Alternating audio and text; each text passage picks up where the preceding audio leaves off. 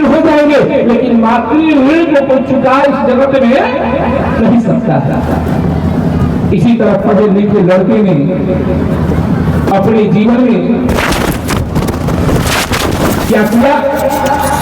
अपने जीवन में मां से जाकर के कहा कि मां,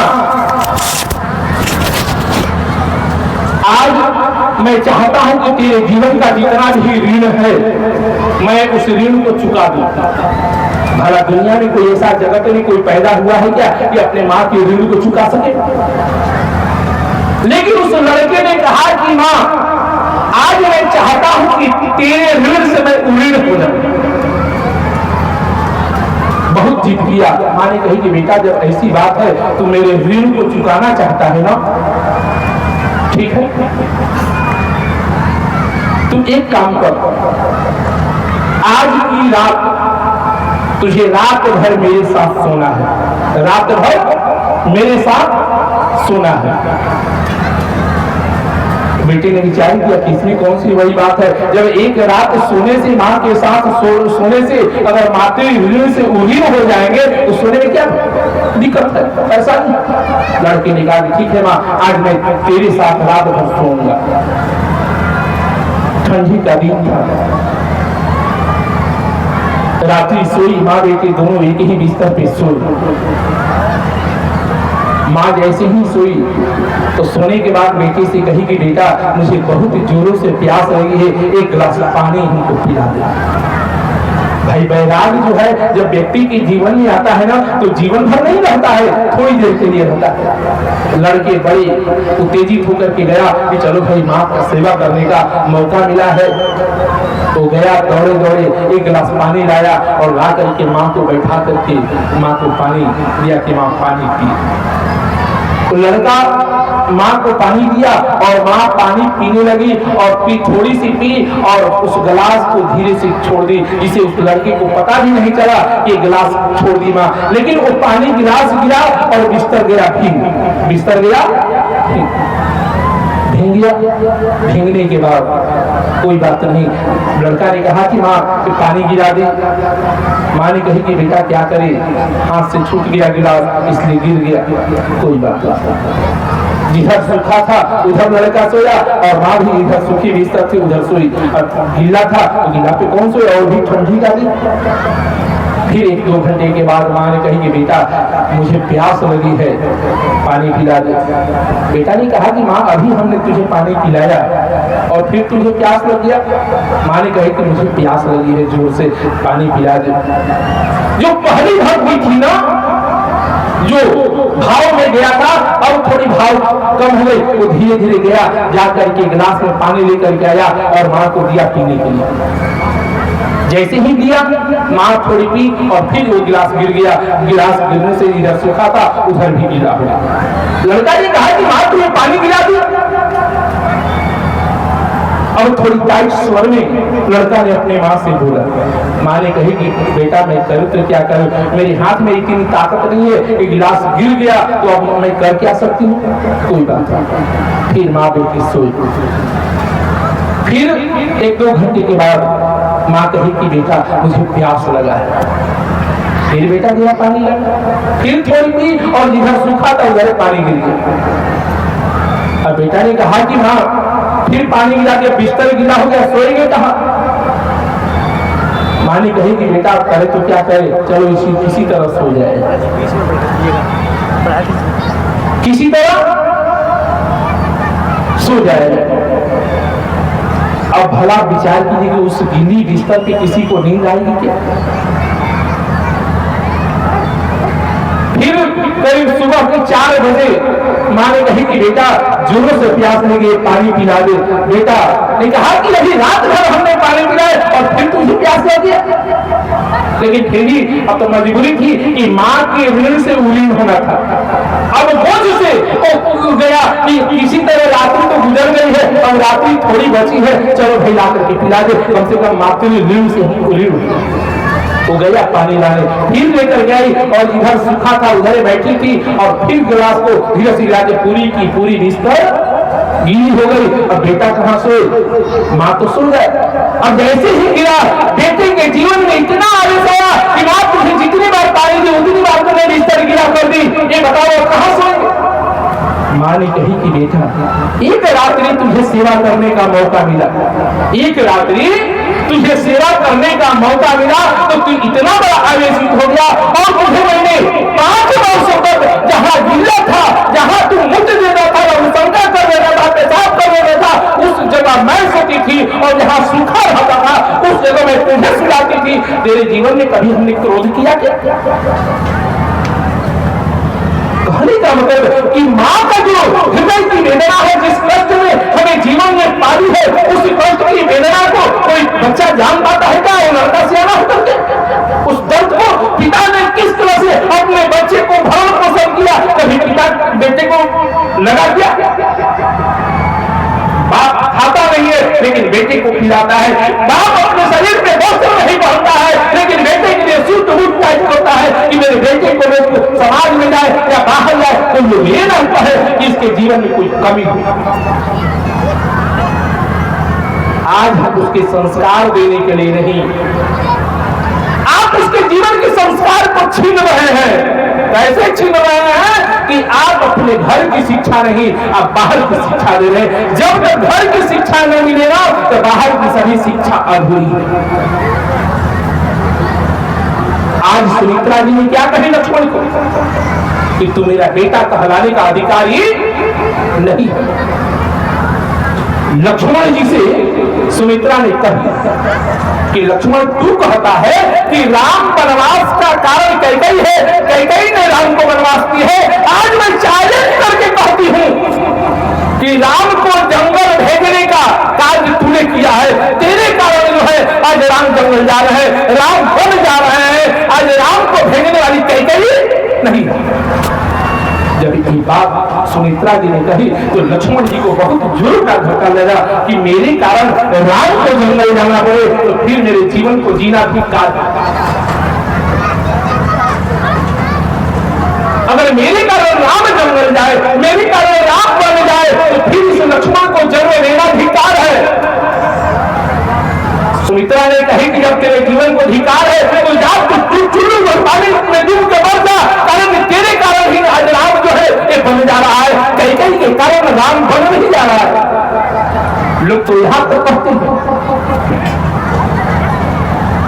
कि कैकेयी को समझाने के लिए गुरु वशिष्ठ गए, जबकि हमारे शास्त्र में कहा जाता है कि गुरु आज्ञा गरीयसी, गुरु के आदेश को शिष्य को पालन करना सबसे बड़ी जरूरी है। गुरु अगर कुछ भी कह दे तो शिष्य को उसको पालन करना पड़ता है। आज कैकेयी को समझाने के लिए गुरु वशिष्ठ जी आए कि कैकेयी जो राम वनवास के लिए तू महाराज दशरथ से वरदान मांगी है ना, वो अपने वचन को तू वापस कर ले, अपने वचन को वापस कर ले। अगर राम का वनवास हो जाएगा ना तो कल महाराज दशरथ का प्रणाम हो जाएगा। कैकेयी ने अपने जीवन की एक ही बात निर्णय सुना दी कि ठानी प्रतिज्ञा दे सके रानी, कि ठानी प्रतिज्ञा दे सके रानी, कि राजन काटे के बीज मोआ जा, लाख वशिष्ठ सिखौले की रानी, कि राम वियोग में जी है न राजा, रानी कहे प्रणतार बना, रानी कहे प्रणतार बना, भले भी हमें मोरी मारे धुआ जा। दुनिया की कौन सी ऐसी स्त्री है जी जो अपनी सुहाग को उजड़ते देख सकती है? लेकिन कैकेयी ने कठोर निर्णय की, इसका भी रीजन है, इसका भी कारण है। कोई पत्नी नहीं चाहती है कि मेरे पति के जीवन में कलंक का धब्बा लगे। कोई स्त्री चाहेगी क्या कि हमारे पति समाज में जाए तो मेरे समाज में जाने के बाद मेरे पति का मस्तक जो है वो नीचा हो जाए? कोई स्त्री चाहेगी? कभी नहीं चाहेगी। इसलिए कि जब शादी करने के लिए चलते हैं ना तो पत्नी वचन देती है कि स्वामी आपके जीवन में कभी भी संकट आएगी ना, कभी भी समस्या आएगी ना, कभी भी परेशानी आएगी ना, तो उस परेशानी को झेलने के लिए पहले मैं कदम बढ़ाऊंगी, और जब मुझे उस परेशानी की सामना करनी हो तो मैं अपने प्राणों को न्यौछावर करके आपके जीवन के संकट को मैं हरण करूंगी। आपके जीवन में कभी संकट में आने नहीं दूंगी। लेकिन आज दुर्भाग्य, हमारे दाम्पत्य जीवन का दुर्भाग्य है। क्या दुर्भाग्य? हमने कल भी कहा था कि देखने में दाम्पत्य जीवन बहुत बड़ा सुंदर लगता है, लेकिन दाम्पत्य जीवन जीने वाले दाम्पत्य से पूछा जाता है कि आपका दाम्पत्य जीवन तो बहुत सुंदर है, बहुत अच्छा है, आप लोग तो खुशी तो है? जो पूछा गया तो पता चला कि पति पत्नी का बन ही नहीं रहा है, पति पत्नी का बन ही नहीं रहा है, पति पत्नी की 36 का आंकड़ा बनी हुई है। आज का तो यही तो संस्कार है। कारण कि हमारे घर में पुत्री का जन्म नहीं हुआ। किसका जन्म हुआ? तो लड़की का जन्म हुआ है, बेटी का जन्म हुआ है, लेकिन मेरे घर में पुत्री का जन्म नहीं हुआ। हमारे घर में लड़का का जन्म हुआ है, हमारे घर में बेटा का जन्म हुआ है, लेकिन हमारे घर में पुत्र का जन्म नहीं हुआ।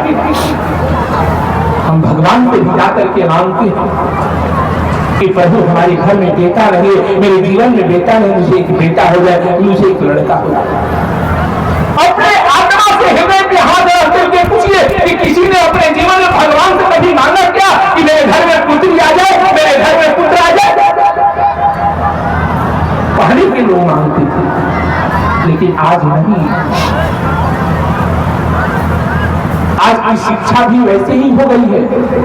हमारे घर की लड़की जाती है पढ़ने के लिए, और पढ़ करके जब आती है तो आज की शिक्षा और कल की शिक्षा को आप लीजिए। पहले की माँ अपनी बेटी को कहां भेजती थी? तो देवी जी की पूजा करने के लिए। पहले के बेटे कहां जाते थे? तो अपने दादाजी के साथ सत्संग में जाते थे, मंदिर में जाते थे। बोलिए प्रेम से कृष्ण भगवान की। श्री राम जय राम जय जय राम श्री राम। हमने कल ही कहा था कि कंजूसी नहीं। अगर आप कंजूसी कीजिएगा तो परमात्मा भी आपके जीवन की कंजूसी कर देगा। तो कंजूसी नहीं, राम कथा में कंजूसी नहीं। इसीलिए हम कहते हैं कि राम राम कहना रमैया हो बीतल जाता समैया, राम राम कहना रमैया। लागत है कि पंडाल में कोई हजे नहीं है, माटी के मूर्ति, माटी के धोंधा सब कोई बैठल। अरे नैखे भोजन मिले तो जाके कम से कम भोजनालय में बनता वहां जाके खा लो, भंडारा तो चलते ना। अगर घरे से भोजन खा के आए नहीं बोलो, चाहे आए नहीं बोलो, तो कम से कम आवाज तो कहीं लगावे के चाहिए कि राम राम कहना रमैया समैया, राम राम कहना। हम तो आज हो गया 2 तारीख, कल हो गया 3 तारीख। ये तो आपकी किस्मत से 10-20 मिनट समय मिल गया, नहीं तो हम टाइम पे पक्के हैं, तुरंत टाइम पे बंद करते। हम मात्र 2 दिन के लिए हैं, और हम यही संदेश देने के लिए, जैसे डाकिया आता है लेटर लेकर के चिट्ठी और कहता है कि आपका चिट्ठी है, तो उसी तरह हम चिट्ठी देने के लिए आए। आपको लेना है तो ले लीजिए, नहीं लेना है तो रिटर्न नहीं। जैसे बैरन डालते हैं तो कैसे बैक हो जाता है, तो ये भी बैक हो जाएगा कल तक। जो जीवन की सबसे बड़ी चिट्ठी है, ये आपकी चिट्ठी है। आपको लेना है तो लीजिए, नहीं लेना है तो कोई बात नहीं। हमको क्या फर्क पड़ता है कि राम राम कहना रमैया हो बीतल जाता समैया, राम राम कहना या जाता समैया भैया, जाता समैया, जाता समैया भैया, या जाता समैया भैया, जाता समैया, जाता समैया भैया। यह राम राम कहना रमैया हो बीतल जाता समैया, राम राम कहना। या धन दौलत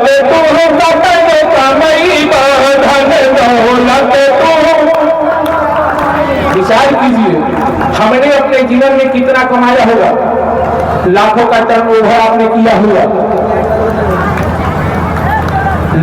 लाइट वाले भाई अंदर चले जाओ, लाइट वाले भाई अंदर जाओ। लाखों का टर्नओवर करके बिल्डिंग बना दिया। आपको संपत्ति किसने दिया जी? आपके पिताजी ने दिया। ध्यान से सुनिए, इसलिए हमको कहना पड़ रहा है, अगर हम आपके बीच आए और आपसे हमको संतुष्टि न हो और हमसे आपको संतुष्टि न हो तो हमको आने से कोई फायदा है? एकदम दिल खोल कर बोलो लोग, आगे से फायदा रहा। लगता है कोई पहले ही लिखे जाता, आगे से फायदा रहा। जब हम ही संतुष्ट ना होती, हमारा से जब तुम्हें संतुष्ट ना हो तो फिर हमारा आगे से और तुम्हारा आगे से कोई फायदा नहीं थे। संतुष्ट दोनों तरफ से होना चाहिए। अरे हम तो सुन रहे कि आप लोग दान करने में कंजूसी कर रहे हैं, लेकिन हमारी दान रुपया पैसा का नहीं लगता है। स्वामी जी गए, मंडल वाले स्वामी जी कहे क्या कहे बाबा, भीड़ तो इतनी है लेकिन आज तक हमको कुछ दिखाई नहीं पड़ रहा। कहने का मतलब ही, कहने का अभिप्राय है कि आपको संपत्ति किसने दिया? आपके पिताजी ने दिया। दिया ना कि नहीं दिया? आपके जीवन में जो संपत्ति दिया किसने दिया है? कोई बोलिए नहीं रहा, किसने दिया है? अरे बोलो, पिताजी। और पिताजी को संपत्ति किसने दिया भाई? पिताजी। हम अपने पिताजी को जानते हैं, आप भी अपने पिताजी को जानते हैं। और उनको संपत्ति किसने दिया? उनके पिताजी। उनको भी जानते हैं ना। लेकिन उनके पिताजी को उनको संपत्ति किसने दिया? तो उनके पिताजी का नाम कितने लोग जानते हैं जी? हमको लगता है कि 50%।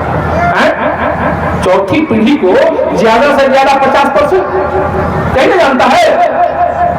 और फिर पूछा जाए कि उनके पिताजी को संपत्ति किसने दिया? तो उनके पिताजी। अब उनके पिताजी का नाम पूछा जाए कि क्या नाम है?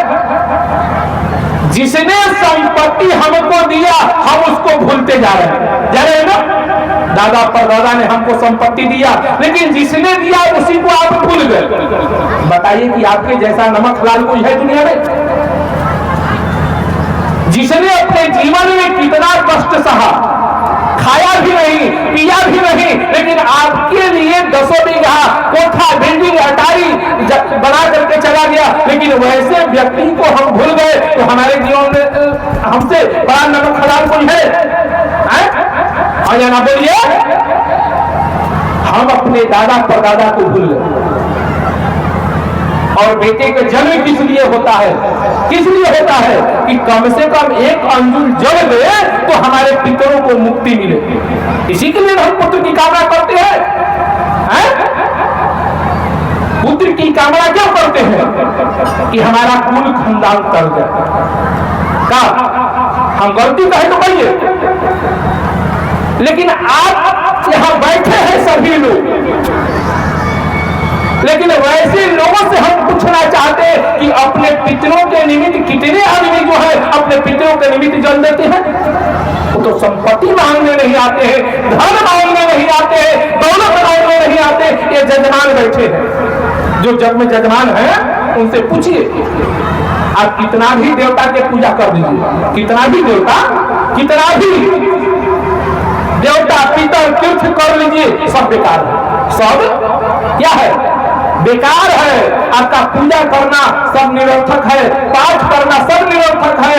सार्थक कब है? कि जब तक आप अपने माता पिता पितर की पूजा नहीं करेंगे ना तो देवता भी खुश होने वाले नहीं। ये हम नहीं कह रहे हैं। जो जग में जजमान बने उनसे पूछिएगा कि पहले जग में जाने से पहले, जगशाला में जाने से पहले किसकी पूजा किए? तो पितरों की पूजा किए। किसकी पूजा किए? पितरों की पूजा की। और पितरों को संतुष्ट करने के बाद तब कहा गए तो जगशाले के अंदर गए। जब तक पितृ हमारे संतुष्ट नहीं होंगे, जब तक हमारे माता पिता संतुष्ट नहीं होंगे, बाप दादा संतुष्ट नहीं होंगे, परिवार संतुष्ट नहीं होंगे, कुल संतुष्ट नहीं होंगे ना, तो आपके जीवन में कभी सुख मिलने वाला नहीं है। ये मेरी दावा है। इस व्यास मंच से मैं लिखित देता हूँ, गारंटी देता हूँ कि आपके जीवन हमेशा संकट बने रहेगी। उस परमात्मा भी उस संकट को मिटा नहीं सकते।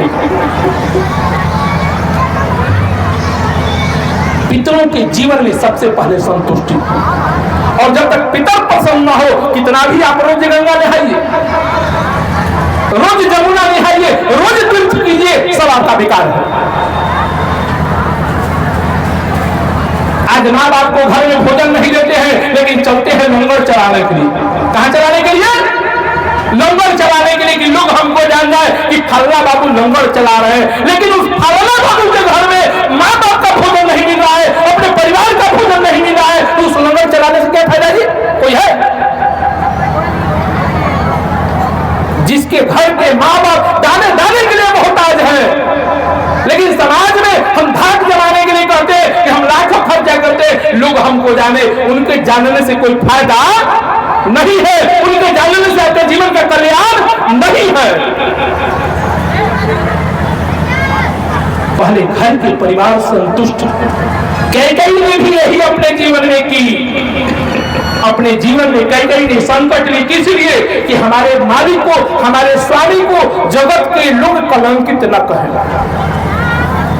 जब राम की वनवास आई, महाराज दशरथ अपने जीवन की समस्या, जीवन के सुख, अपने जीवन की दुख किससे शेयर करते थे? तो कैकेयी से। किससे करते थे?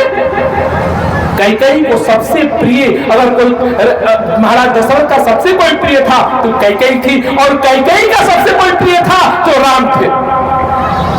कैकेयी का सबसे कोई प्रिय था तो राम, भरत नहीं, शत्रुघ्न नहीं, लक्ष्मण नहीं, कौन? तो राम। भला विचार कीजिए कि वैसे प्रिय राम को कैकेयी कभी अपने जीवन में कभी वनवास दे सकती है क्या? जब राम को महाराज दशरथ ने जब राज तिलक दिया, देने की घोषणा की, कैकेयी से मंत्रणा नहीं की। पति को हमेशा अपनी पत्नी से मंत्रणा करना चाहिए। पत्नी का एक स्वरूप नहीं होता है। ये आपके जीवन की सबसे बड़ी शक्ति है। आपके जीवन की सबसे बड़ी शक्ति है। जिस घर में स्त्री का सम्मान न हो, जो पति, आज के पति अपने आप के जीवन में अभिमान मानते हैं कि हम अपनी पत्नी की बात माने, उस व्यक्ति के जीवन का पतन का मार्ग वहीं से शुरू हो जाता है। उस व्यक्ति के जीवन का पतन का मार्ग वहीं से शुरू हो जाता है। जिस दिन से अपने पत्नी के वचनों को अवहेलना करना शुरू करता है, अपने पति के वचनों को अनादर करना शुरू करता है ना, उसी दिन से उसके जीवन का पतन का मार्ग प्रशस्त हो जाता है।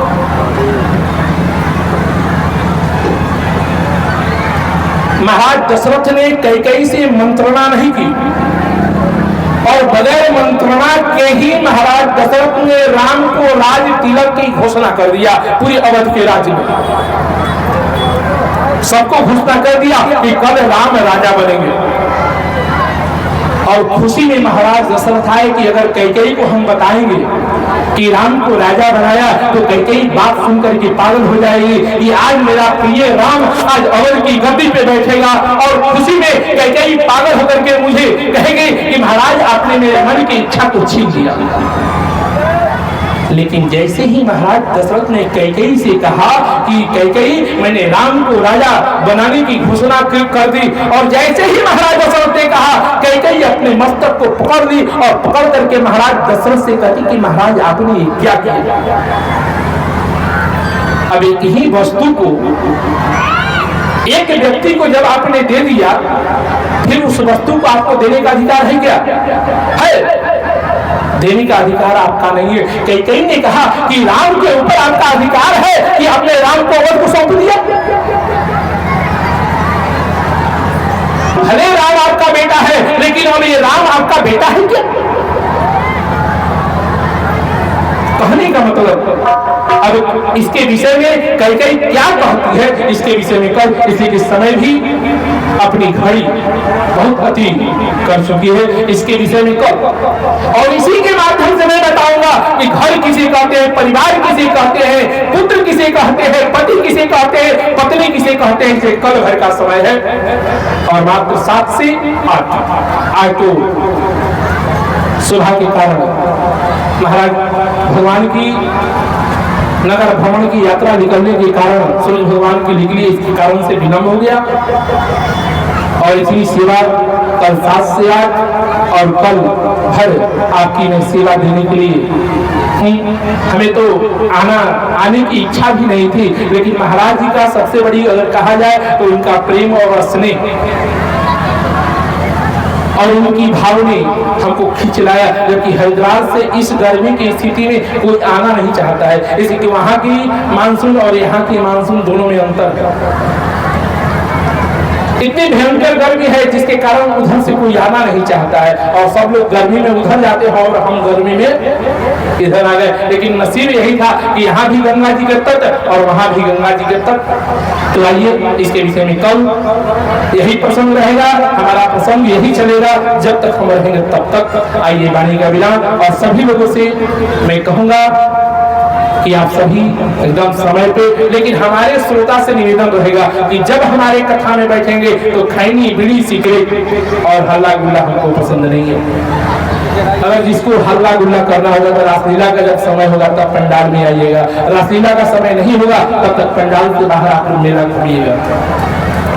तो आइए 2 बार भगवान का नाम, उसके पश्चात आरती और तब आप सभी वृंदावन से बहुत ही सुंदर लीला जो लक्ष्मण शास्त्री जी महाराज के नेतृत्व में आप सभी दर्शन कर रहे हैं। बहुत ही सुंदर लीला है जो आप सभी दर्शन कर रहे हैं, वृंदावन से बना रहे हैं। आइए 2 बार भगवान का नाम, उसके पश्चात आरती और तब सभी लोग रासलीला का दर्शन करेंगे।